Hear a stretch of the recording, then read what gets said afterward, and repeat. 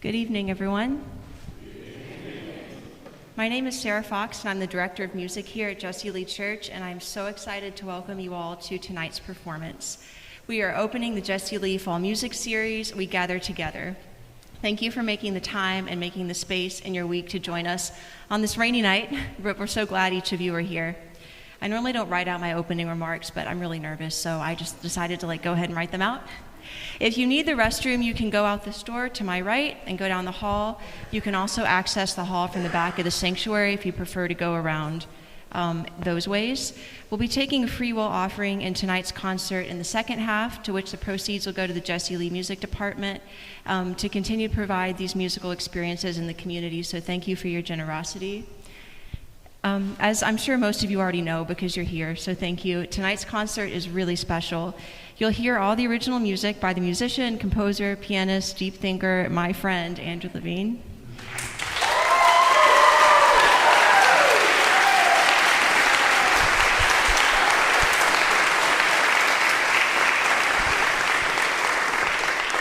We're so lucky to have Andrew and Janine to be a prominent part of our music department at Jesse Lee. And for a few years now, Andrew and I have been working on various projects, meeting at Tuscan Cup over coffee and some kind of pastry to talk about music, poetry, and visioning art.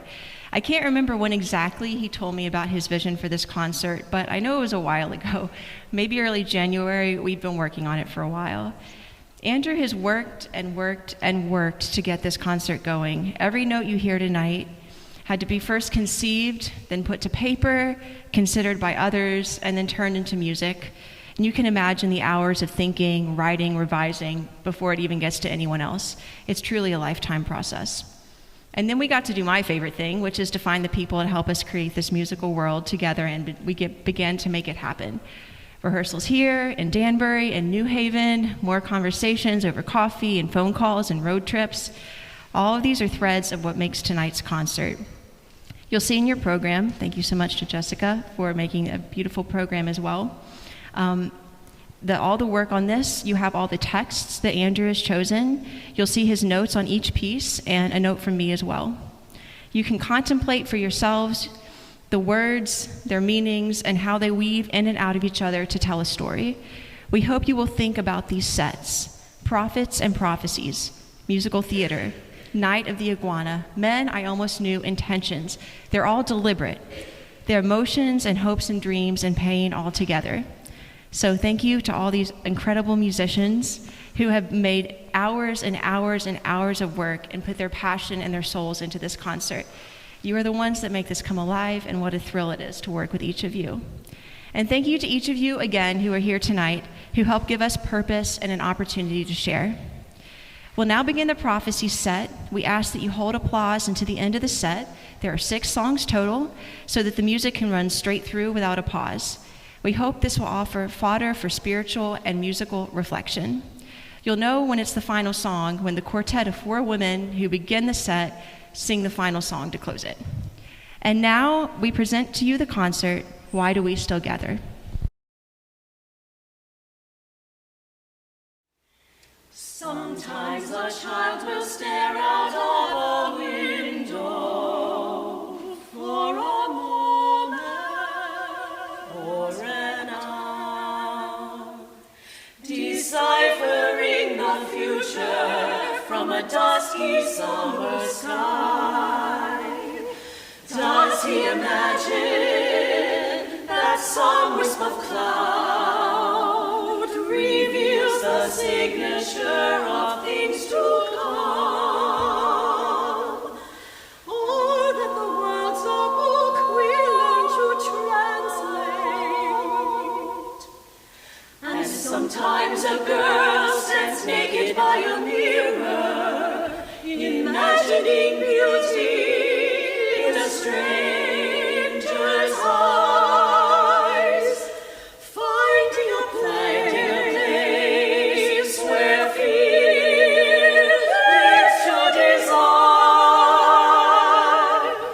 For what is prophecy but the first inkling of what we ourselves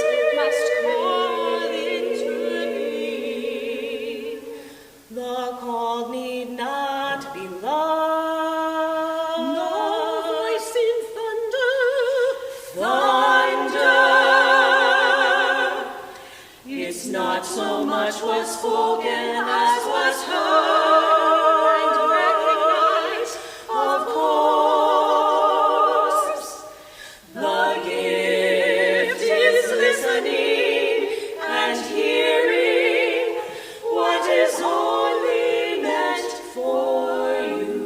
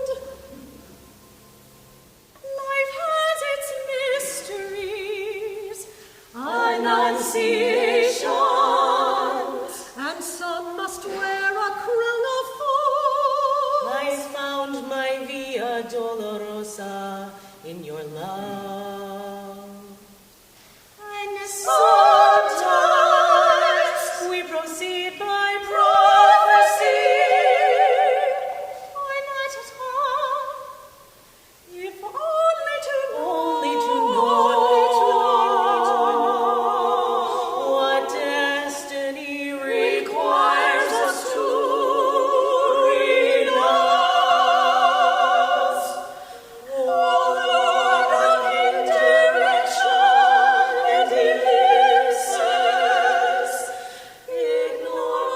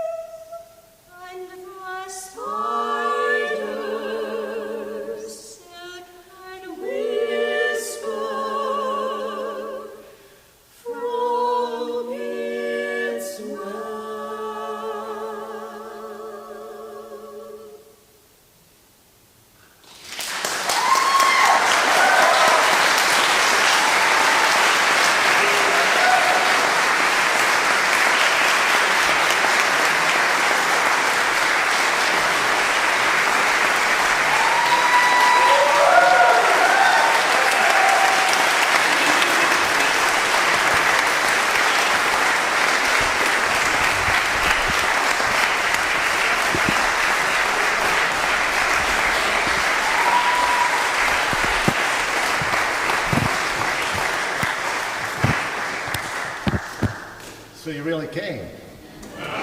You're here. You didn't even need Taylor Swift to be in the building. That's great. So I'm thinking that with the people in this room, we could have an amazing conversation about why do we still gather? What do we lose when we stop gathering? Today, we're going to let that question just kind of live in our bodies, and we're going to let the music and the poetry guide us in the ways that only music and poetry can do, saying the unsayable things. But check it out and see what is it like to be together and what has changed from the time you came in the building. Okay, so if you love language and you love storytelling and you love the human voice and you're a composer, you will probably find your way into the world of opera or musical theater.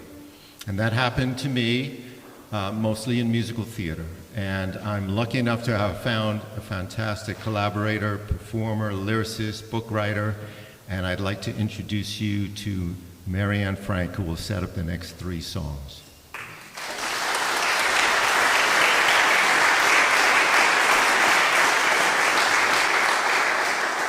Okay, well, my heart rate is coming down. Let's give it up for Andrew one more time.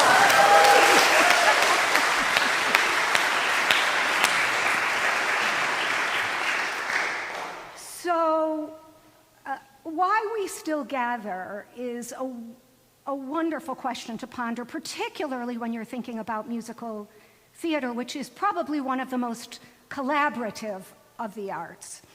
And it was through an enormous collaboration of talent, a reunion of that talent is in the house tonight, that Andrew and I pulled together Song and Story for Spinning, which was based on my own experience of losing my beloved husband just as my children were being launched from the nest. The disorientation of that experience was unlike anything else I had ever encountered in my life, and when I told it to my beloved Doug Moser, he said, "Oh, it's like losing due north," hence the birth of this song. And without further ado, due north.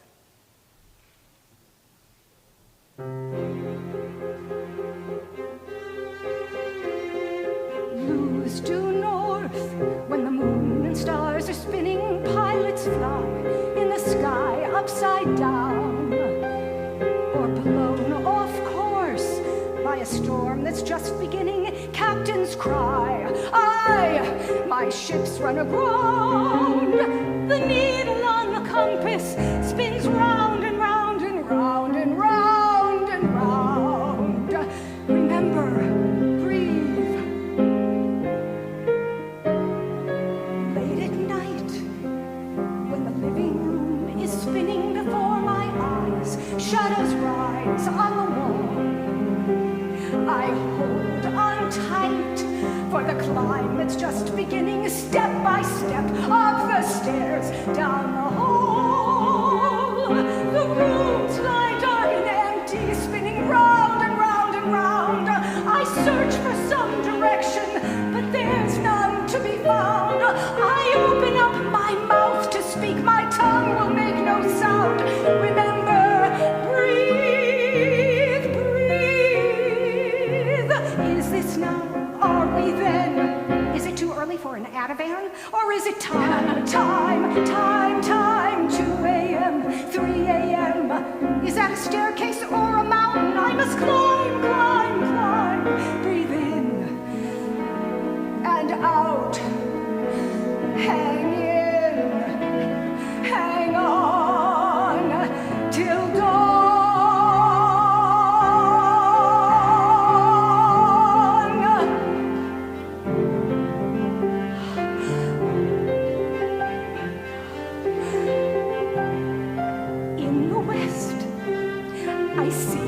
Suspended, and not far is a star hanging low.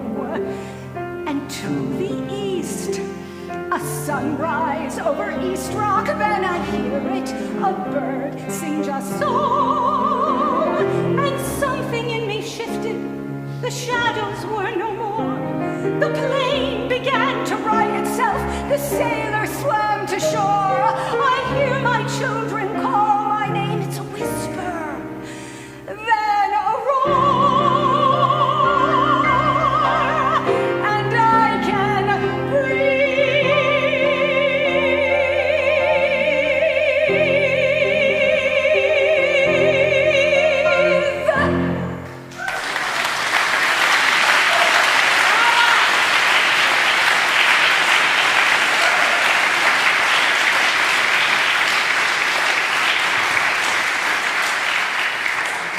I'd like now to introduce Claire Simard, who is going to sing the next two songs, which were drawn from the life of Emma Goldman, a fiery anarchist at the turn of the century, who was believed to be, at the time, the most dangerous woman in the world. So let me set the scene. Yes. Emma Goldman finds herself in Vienna, in the crosshairs of history with Sigmund Freud and Alma Mahler and Gustav Mahler. And she's sitting in a cafe, and a young man approaches her, Otto Bauer, seeking political guidance. And she sings a song of her own political awakening called Red. In the following scene, Emma has received a letter from her lover in the United States, who has basically funded her trip abroad, asking her when she plans to come home and get married. And the song she sings is "There Is No Home Sweet Home" for Emma Goldman.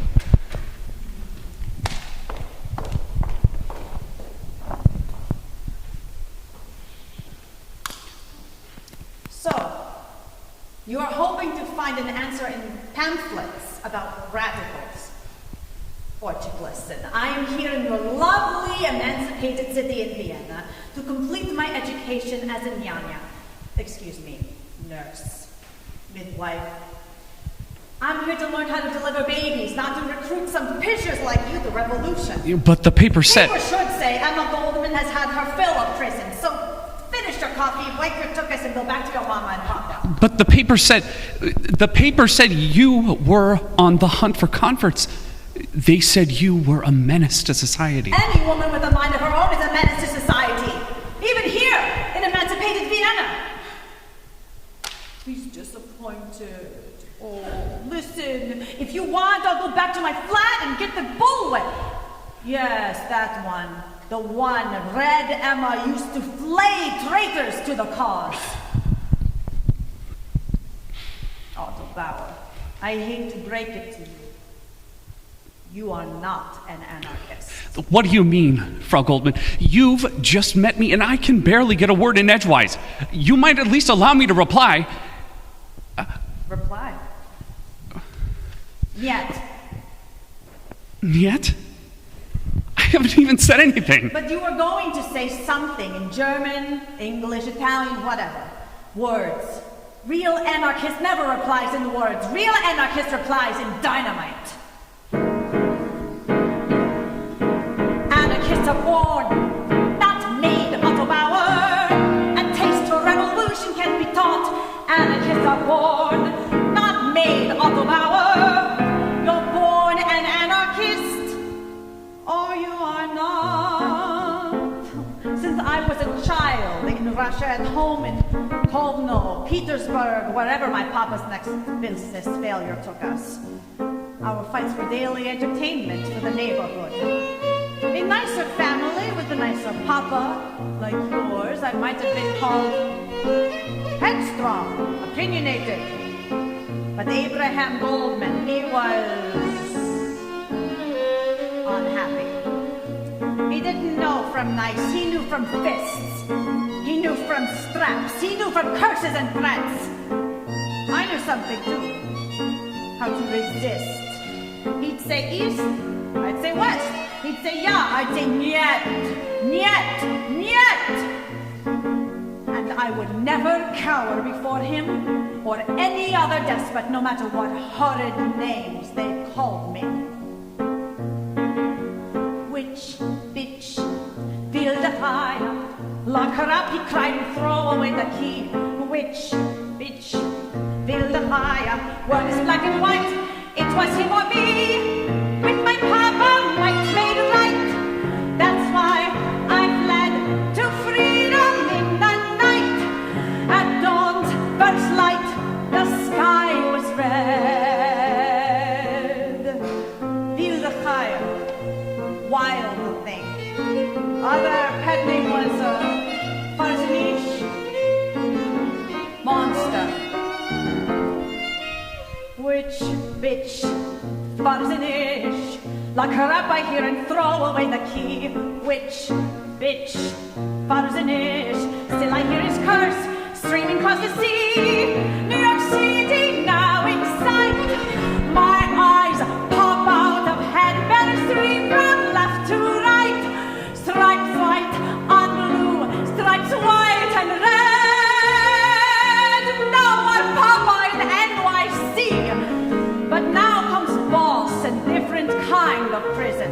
Chained 15 hours a day to sewing machine. And another 2 hours because boss says so, finishing delicate pieces because my stitching's so fine. I read pamphlets like this, attend lectures on few days when able to keep eyelids open. Try to stay alive, Otto Bauer, as a human, not a cockroach in the wall. If I can't survive, Otto Bauer, as a human, I don't want to survive at all. One injustice piled on another. Then comes the execution in Chicago of the Haymarket Martyrs for daring to strike for an 8-hour day. As I read the account, I hear last words of martyrs ring in my head. The time will come when our silence will be more powerful than the voices you strangle today. 4 bodies. Thunk. Thunk. Thunk. Thunk. And then I hear one more. And I swear to you, Otto Bauer, on the sacrifice of those courageous martyrs, that suddenly I'm twisting beside them, gasping for breath. That same rope squeezing like python round my neck. I twitch like they twitch, I seize like they seized. I'm blinded by colors, every shade, yellow, green, purple, what do you call Kaleidoscope?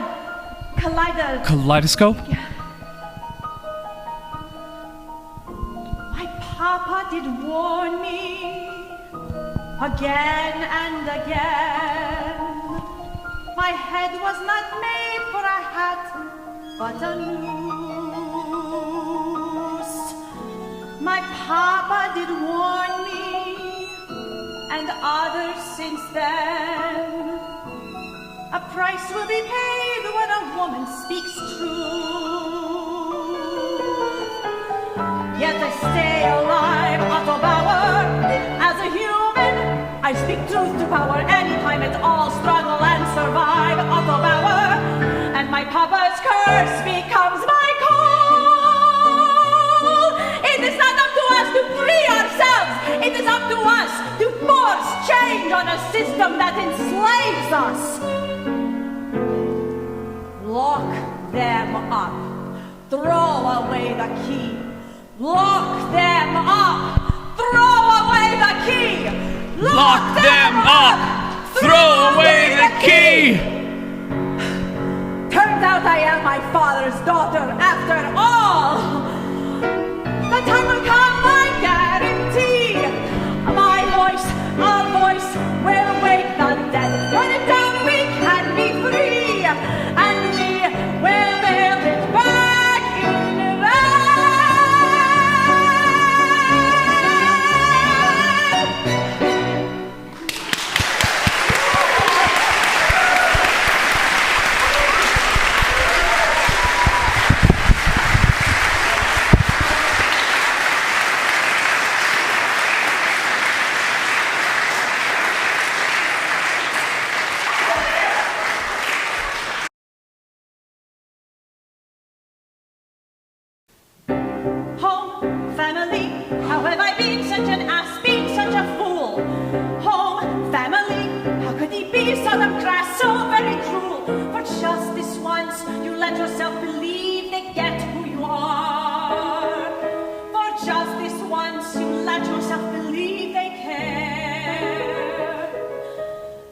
once again you find yourself deceived.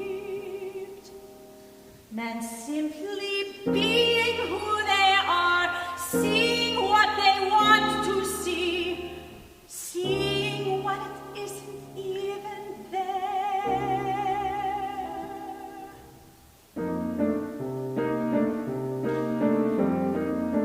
There is no home sweet home for Emma Goldman. Home is a trap, a bourgeois fantasy. There is no home sweet home for Emma Goldman. She lives her life as an I, not a we. There will be no babe upon this breast. I will sit on no man's knee. I will not exchange a prison dress for a husband's lock and key.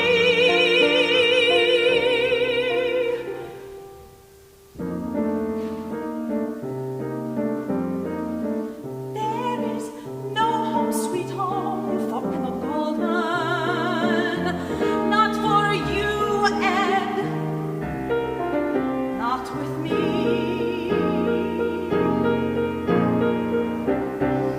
I will chart my own course, fly my own flag.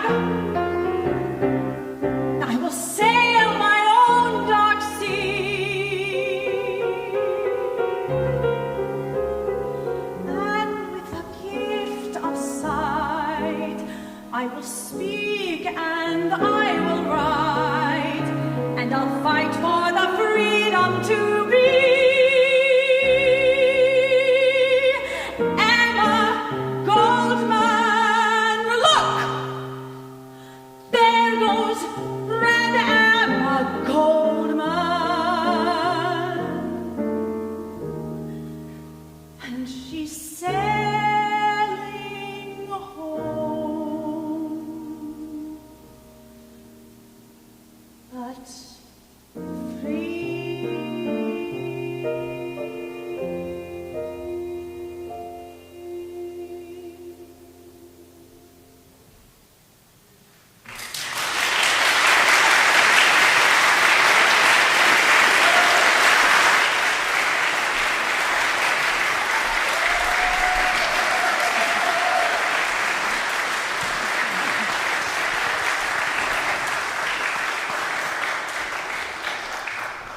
You did good. Tennessee Williams was a master at putting two characters on a stage and letting them work out the hunger, their wounds, and their needs that live inside them. In Night of the Iguana, the main character is a minister followed by scandal and accusations. He's leading second-rate tours in Mexico. He arrives with his clients at a cheap hotel owned by his friends, and the story unfolds from there. The minister's dramatic opponent for the evening will be a mysterious and aloof painter who's escorting her aged grandfather, who happens to be writing his last poem. It's perfect, right? Perfect Tennessee Williams.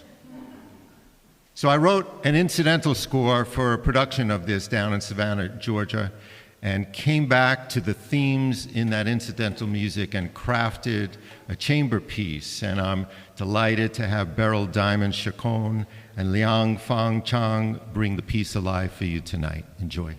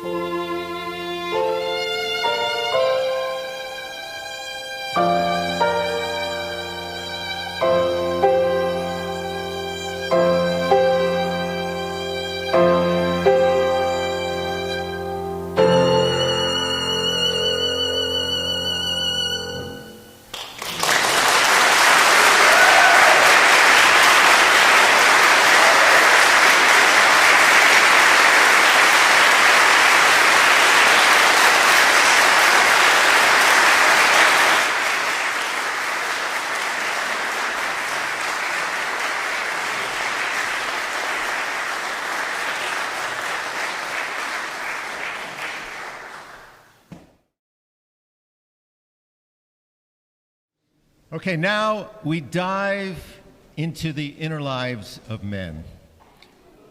Men, yes, they do have inner lives. Men of various ages who along their journey must come to terms with and work with archetypal energies at play in their psyches and their souls.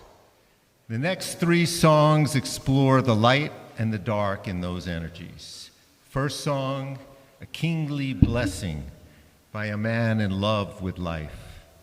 The next song, more nuanced interplay between a reflective poet and a warrior, Mark Antony. And the final song that we'll hear in this set, we spend time with the naive man, the puer, who's convinced that there's someone out there, some hero who will come his way and show him salvation. Please welcome John Brink and Liang Fang Chang to present three songs from Men I Almost Knew.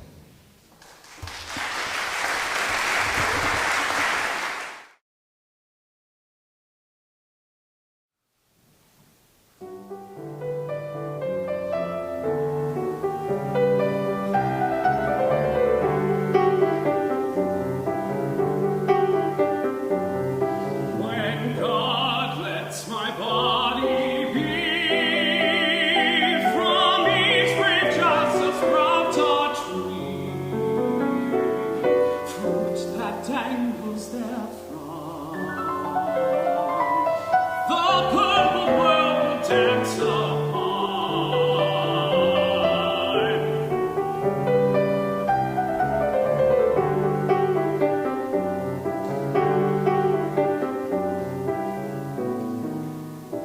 Between my lips, which did sing a rose, shall beget the spring, that maidens whom passion wakes will lay between their beautiful breasts.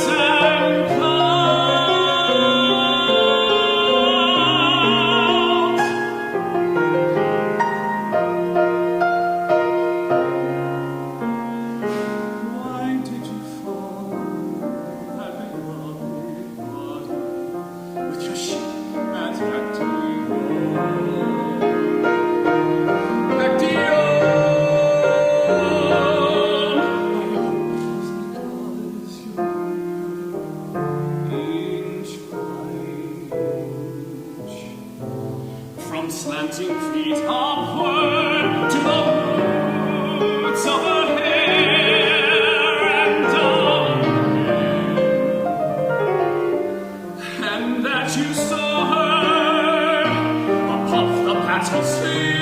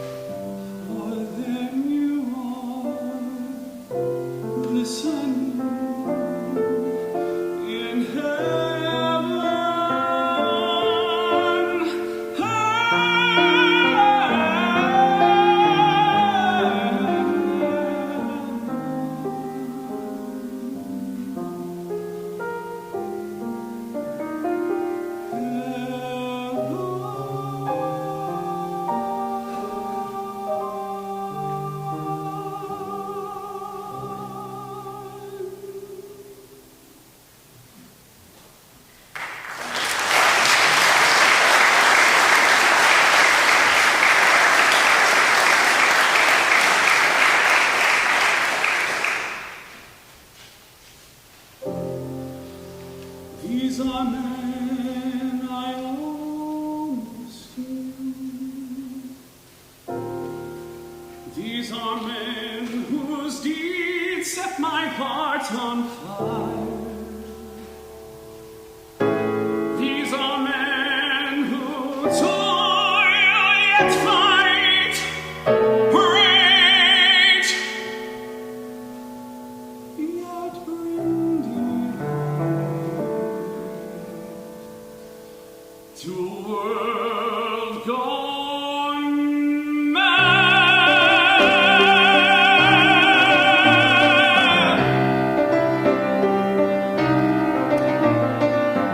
I was a boy who hated men.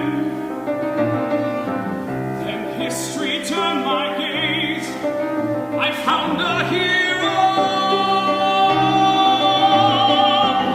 in that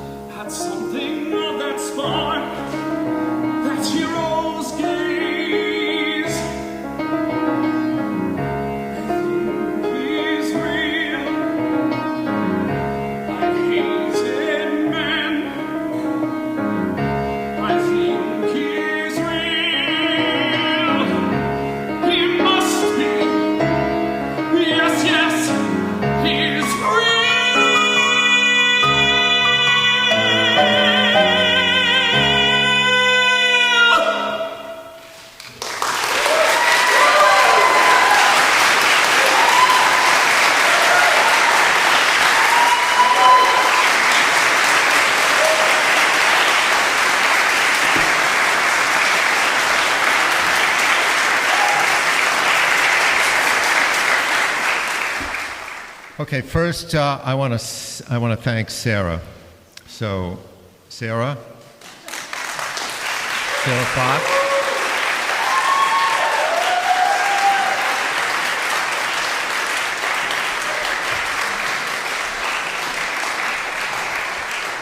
Thank you for seeing me as a composer and for dedicating your time and your talent, your resources, and your vision to this project.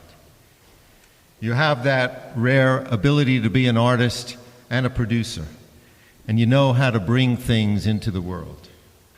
I'm forever grateful to you and the folks at Jesse Lee for helping to make this evening possible. All right, so last piece. It's a premiere of a piece called Intentions. I'm going to take you back to 1989. Remember 1989? I, for one, was going through a tough time. I was going through a divorce, was dealing with my father's passing, dropping out of graduate school. I was a bit of a mess.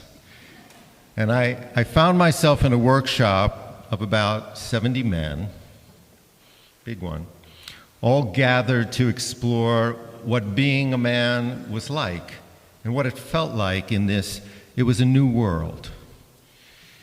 One man got up at the end of the conference and he announced he was forming a men's group. Anyone interested? 34 years later, we're still meeting, having witnessed a good swath of each other's lives unfold. So Intentions was formed in the crucible of the pandemic through meetings on, what else? At the end of our digital gathering, each man states his intention for how they want to live their lives until we meet again. Enjoy listening to some of those responses.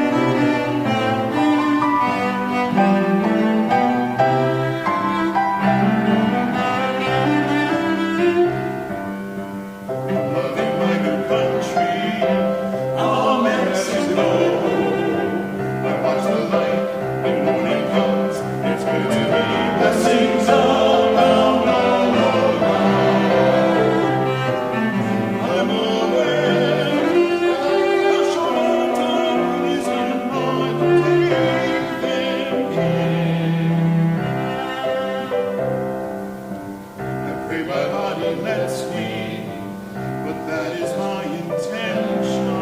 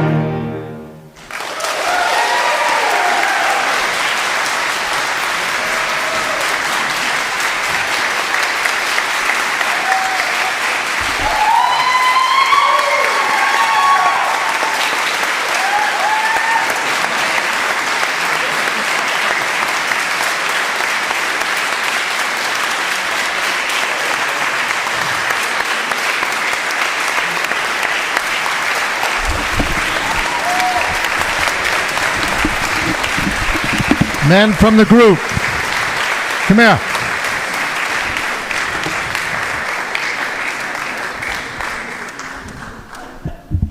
I want to introduce you to some of the members in the group.